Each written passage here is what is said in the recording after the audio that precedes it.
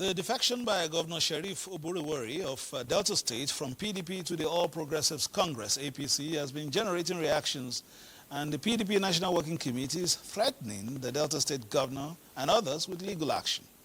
States in the northeastern part of the country are open to investment opportunities as the 11th meeting of the Northeast Governors Forum ends in Damaturu, Yobe State, just as the appeal court affirms conviction of Professor Peter Ogban, who falsified election results. We have this and more, including a conversation on labor, on governance and politics with Professor Dayo Fadile in Ondo State. I'm Fisai Ogunfuyi. This is Political Update. Welcome.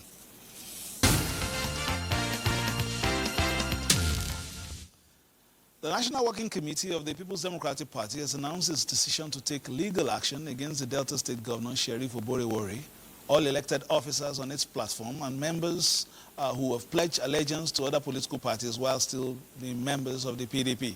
This was among major decisions reached at the end of the party's National Working Committee meeting held in Abuja this week. Holding all this issue to neck. The National Working Committee meeting held behind closed doors lasted for several hours. PDP Acting National Chairman Ambassador Umar Damagum said the meeting adopted all recommendations of the last meeting of the party's Governors Forum in Ibadan, Oyo State, regarding next meeting, conventions and the confusion surrounding who occupies the office of the party's National Secretary. I want to urge our supporters to remain calm. We've just instructed the Zonal Caretaker Committee to oversee the party in Delta after dissolving all the structures that has already been there since majority of them has shifted. Our job is to go there, take stock of what is left, address members, give them confidence. The PDP Governors Forum had earlier recommended that the National Executive Committee meeting of the party should hold May 27, 2025, to further address all unfolding situations in the party and strategize on the way forward.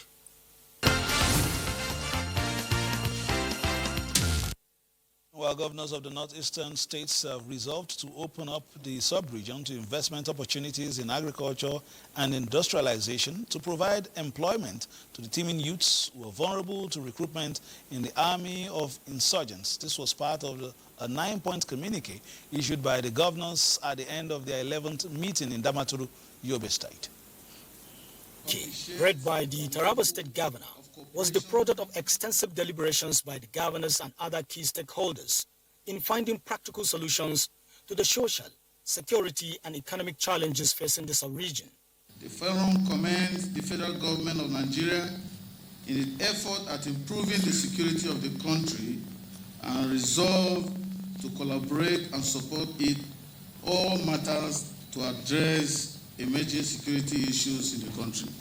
The forum also resolved to work closely with the National Commission for Almajiri and Out-of-School Children Education by providing office space in each state, supporting the enrollment of Almajiri and out-of-school children in formal schools, and developing a unified approach to address the issue in the sub-region. Forum notes that the poor road networks in the sub-region is contributing to the insecurity in the region. It calls on Mr. President to, as a matter of urgent concern, address the issue of abandoned projects, which is critical to addressing poverty, insecurity, and general underdevelopment of the sub-region. The next meeting of the forum is scheduled for July 27th to 29th, 2025 in Jalingo, Taraba State.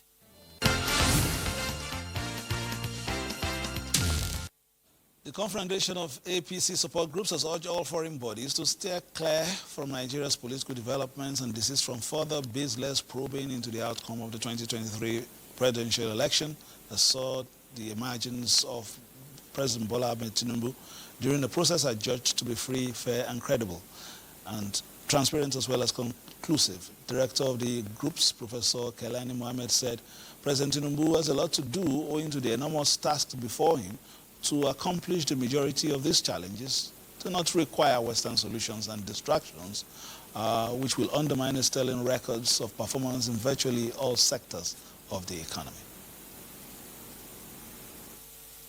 We call on the FBI and any associated agencies to immediately hold this challenge. Nigeria is a sovereign nation, not a satellite state to be dictated to by foreign intelligence bodies acting on behalf of interest groups. We warn that continued targeting of our president may be interpreted as an affront to our democracy and the dignity of our people. President Tinubu has work to do.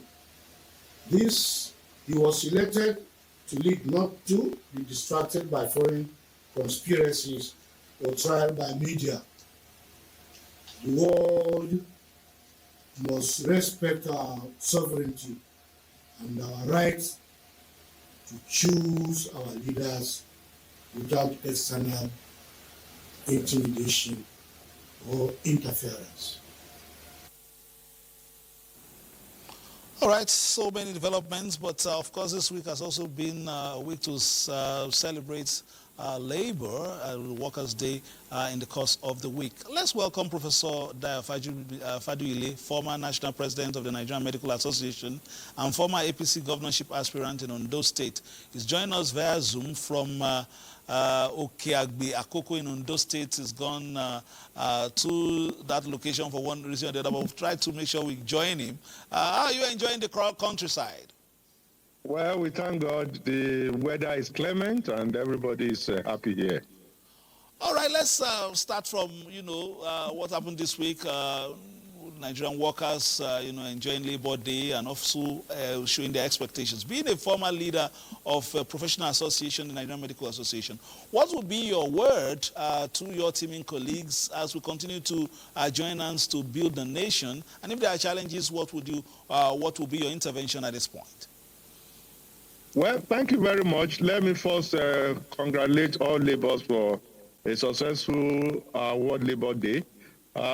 In times past, there are so much tension that are coming whenever we are going to have the International Labor Day.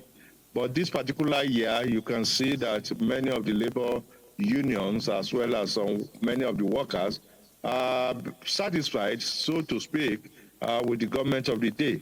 But it is not as if we have gotten all things well, because Nigeria is presently undergoing reformation, and it is imperative for everyone to know that there will be some sort of pains why we want to have that reformation.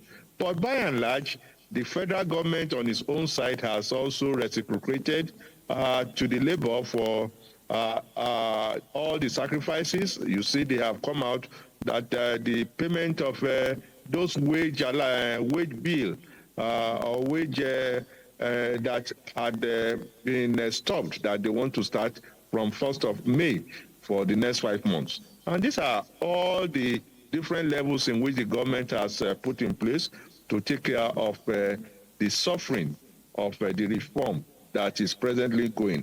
So what we have in essence is we have a government that is poised to make sure that Nigeria is put on that track so that we can have very good development in a very short while, as well as looking at ways of easing the pains of the labor force. All right, I apologize to our capture because you are a prof. Professor Dayo Faduile is governorship aspirant in the, just past, of course, now you are also advising the state in one capacity or the other. But let's look at it. The timelines in those states are a little bit different. You just, did your elections and then, but looking at the general one, talking about getting halfway through in the life of this administration, we're seeing a lot of movements, especially into your party. Could that make a bed of strange fellows? Well, I don't believe that, because The important thing we need to know about party is about interest. And at a particular time, my interest may be in one direction. And if you have seen the direction, the opposite interest is going, and you see that you are seeing vision, you want to align, you have to do some realignment. And if you see those people who are coming into APC, as has been stated severally, they are not under any coercion. They have seen how Mr. President, President Bola Ahmed Tinubu, GCFR, has been steering the ship of Nigerian progress. And many of us are feeling the pinch of the reformation, of the revolution, but everybody can now see above the horizon and see the great things that you are going to get at the end of the day. And I am of the firm belief that these are things that many of the politicians who had been strong in the opposition party are seeing in the current government in place, and they want to realign their interests, because we have just one country, which is Nigeria. And the important thing is that Nigeria must survive. And even if you are in the opposition and you are seeing that the other party is doing very well, the best thing is for you to drop that opposition hood and go straight and support, so that we can have a better country, that things can move very well and everybody will be beneficial and be happy about it. Some are saying, is it not possible to still show support even from your party instead of, the mass movement? Well, you see, they have one thing that we usually call in politics that you do and the party. You can see a lot of people talking about some of the governors who have voiced out that they want to support Mr. President for the second term. And they call it anti-party, and party does not take it very easy with them. So it is not as if you want to be hot or you want to be cold. Even the Bible, the Holy Bible, is against it. It says you can't be lukewarm. If you want to be hot, be hot. If you want to be cold, be cold. And I want to congratulate those who could take those strong steps. Somebody is doing very well. All we need to do is to support him. And I think that is the right thing to do in this regard. All right, let's look at issues of, governance as well. What would perhaps, from your perspective, would you want, because we are getting into halfway of the current administration, the next one will be the next 2 years, and of course we'll see, different things take fruition in terms of the concepts that the president in different spheres shared with stakeholders. What, for instance, from the healthcare delivery sector, what would be your intervention and what would be your advice going forward to make your sector more robust, perhaps even deliver services much better? Well, if we want to talk about this, the important thing we need to understand is that we are not going to look for a quick fix approach, because quick fix approach will not be comprehensive. And what the government is doing now is looking at it and trying to correct it from the basis. One of the major problems of confronting the health system today is the deluge of our professionals leaving this country. And the government is looking in that direction to see how people and how the professionals can stay in Nigeria. And there are different ways in which they have tackled it. One of the ways is to increase the number of those who have been trained. And it is a fantastic idea. That is how it has started. They are pumping a lot of money. So if you look for India, India is producing over 10 or 20 times the number of professionals we are having in Nigeria. And Nigeria can do it. We have what it takes to get it. So that is what the government is doing. That is one way. The other way is to see that those who are working are well remunerated and they are well comfortable. And what are they doing? They are now having a way in which they want to bridge the gap about the difference in the payment, which we call universal applicability of the payment from those in states and from those in the federal government, so that we can have more of our health professionals going into the rural areas where we have the high mortality and high effect of not having this good number of our staff. Again, the government is also going into putting services and equipment in place. You have seen a lot of upgrade in many of our teaching hospitals, a lot of upgrade in many of our tertiary hospitals, and majorly upgrading the primary healthcare centers. These are great things that when you have a visionary leader who is not looking for praise in a short while, we put in place so that you can have a robust and effective healthcare system that is going to stand the test of time. And lastly, the National Health Insurance Agency, which will take care of our health-seeking behavior when we are not looking for out-of-pocket payment, is being strengthened. The private hospitals now have been enhanced. Things are doing very well on their side because they have given them living tariff. And I can tell you, in a very short while, you see a revamp of the health system in this country. Professor Dayo Fadile, thank you very much for your intervention. I will allow you to go back to activities at the village. So perhaps in the course of this month is May 29, between now and May 29, we'll get you in for one or two interventions as well. Many thanks to you, Professor Dayo Fadile, former governorship aspirant in Ondo State, and of course, former national president of the Nigerian Medical Association. Thank you for joining Political Update today. Thank you very much. It's my pleasure. Have a great day. Yes. Now, towards repositioning citizens for a nationwide conversation and securing their support, for the Special Seats Bill, the United Nations Women, Nigerian Wing, and partners converged on Abuja to push for its actualization.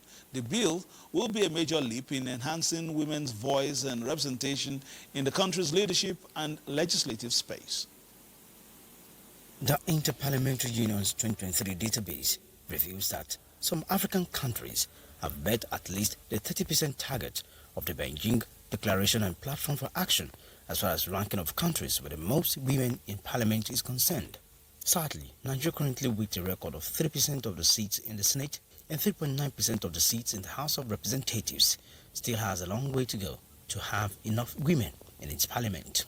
Further, UN Women will support the convening of 120 town halls across 24 states to give citizens the opportunity to interact with the bill and prepare memoranda to be submitted to the National Assembly Joint Committee on Constitutional Reform during their state level and zonal public hearings.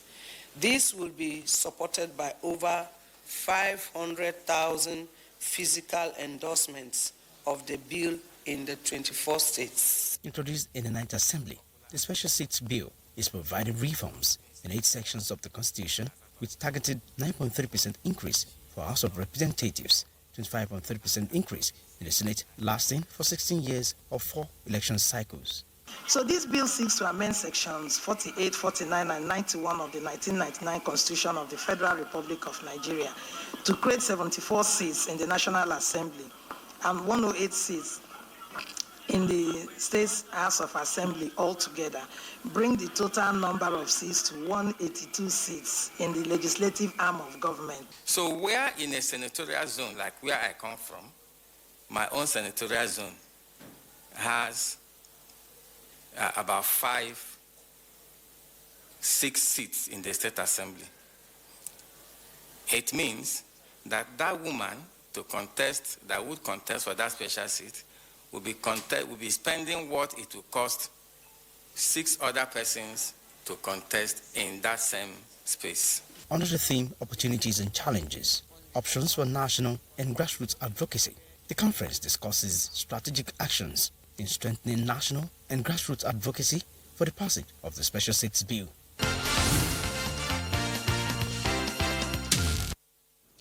The Court of Appeal Calabar Division, Cross River State, has upheld the conviction and 3-year sentence handed down to Professor Peter Ogba, University of Calabar academic, for tampering with election results during the 2019 Akwa Ibom Central election. The appellate court affirmed the verdict of the High Court in Ikot-Ekpene, which found Ogba guilty of electoral fraud. The three-man panel of justices strongly criticized the professor's actions, especially given his responsibility to uphold the credibility of the electoral process. Professor Ogba, a soil physics expert, served as the returning officer in the controversial senatorial election. Following the investigations by the Independent National Electoral Commission, INEC, he was found to have deliberately manipulated figures to increase votes of a particular candidate at the expense of his opponent. The case was part of a broader push by INEC to make electoral offenders accountable. And finally, Bayelsa State Governor Doyediri says he will quickly sack any political appointees engaging in any political activities ahead of the 2027 election, as INEC is yet to release guidelines for the exercise. Our reporter says that the governor handed down this warning during the 162nd State Executive Council meeting in Yenegua. As the political calculation resurfaces ahead of the 2027 election, discussions in different circles are now in alignment and realignment of political gladiators based on interests. This is, of course, the same in Bayelsa State, as is the case in other states of the country. For Bayelsa State, the governor, Doyediri, issued a warning to appointees during the State Executive Council meeting that any appointee found engaging in political matters will be sacked. He said that although everyone has the right to aspire for any political position, it should be done in line with guidelines as stipulated by INEC. This is a time for governance. And we have started hearing radio public statements about who wants to be this and that. I advise all of us to refrain and wait for INEC's political guidelines, and particularly for political appointees. If you want to beat the gun, please resign. And going forward, any political appointee that goes on air will be sacked. He called on non-political appointees of government to engage in meaningful economic activities that are beneficiary to the states.